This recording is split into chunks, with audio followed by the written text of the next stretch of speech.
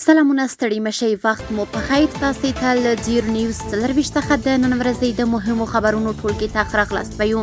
نن جمعه د 1404 هجري لمریز کال د لړم 14مه چې د 2015 زیږدیز کال د نومبر له 9 سره برابره ده. شبنم وزریم او تاسې ته له زیر نیوز 24 څخه د هیواد مهم خبرونه وړاندې کوم، خو په سر کې د مهمو خبرونو سرچکي. د اسلامي امارات او پاکستاني لوري ترمنځ د مذاکراتو دریم پړاو پای ته رسیدل.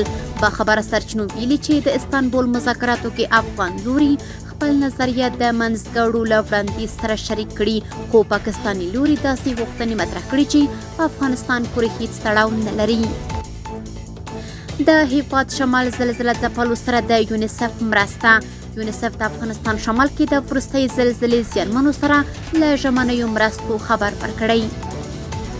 او کډوالو ستونزو ته د رسیدنې کمیسیون ویلي چې د هیواد له بېلابېلو لارو څخه 12815 افغان کډوال په اجباري توګه راستنه شوي. اوس هم بشپړ خبرونه. له ترکیې نه ځینې بخبره سرچینو ویلي چې د استنبول مذاکراتو کې افغان لوري خپل نظریات د منځګړو له وړاندیز سره شریک کړي، خو پاکستاني لوري داسې غوښتنې مطرح کړي چې په افغانستان پورې هیڅ تړاو نه لري. د پاکستاني لوري ویلي چې په پاکستان کې به د ناامنۍ پیښه نه کیږي، حال دا چې د ناامنۍ پیښې په هغه هیواد کې اوږده مخینه لري او بل هیواد یې نشي کنټرولولی. دا په داسې حال کې ده چې له پاکستان څخه د TTP ګروپونه افغانستان ته ولېږدول شي.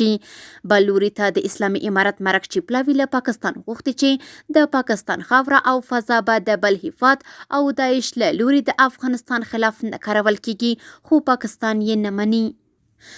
یونیسف د افغانستان شمال کې د وروستۍ زلزلې زیانمنو سره له ژمنیو مرستو خبر ورکړی. په افغانستان کې د ملګرو ملتونو د ماشومانو د ملاتړ صندوق یا یونیسف استازي تاج الدین اوویله ویلي چې د افغانستان شمال سمنګان ولایت زلزله ځپلې کورنۍ چې ډېر څه یې له لاسه ورکړي اوس هڅه کوي چې بیا خپل ژوند پیل کړي.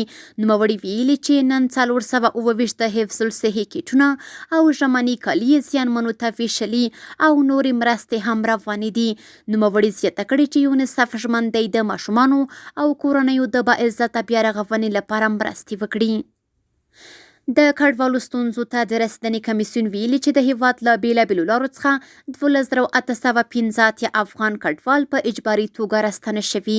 د یاد کمیسیون په راپور کې راغلي چې د کندهار سپین بولتک له لارې 9915 تنه، د ننګرهار تورخم له لارې 3903 تنه، د هلمند بهرمچی له لارې 991 تنه، د نیمروز ولایت د وریښمو له لارې 208 تنه کډوال او 1541 مسافر هیواد ته راستنه شوي دي. دغه راز د هرات اسلام کلا له لارې 129 تنه کډوال هیواد ته راستنه شوي دي. د کډوالو ستونزو ته د رسیدنې عالي کمیسیون زیاته کړې چې راستنو شویو کډوالو ته په بېلابېلو برخو کې اړین خدمات وړاندې شوي دي.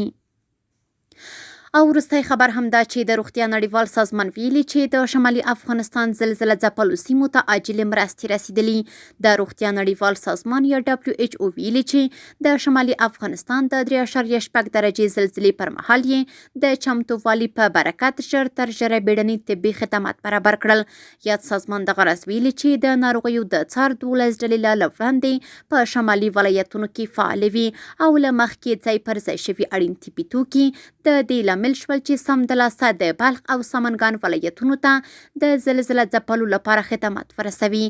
د روغتیا نړیوال سازمان په وینا هغه طبي توکي چې روغتونونو ته لیږدول شوي تمه ده چې ناروغانو ته به ګټه ورسوي.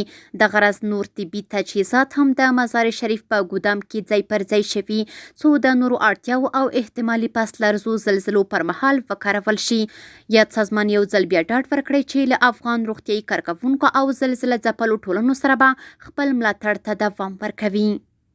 کورني خبرونه هم دومره وو. د بهرنیو او سپورټي خبرونو لپاره زموږ پاڼې وڅارئ.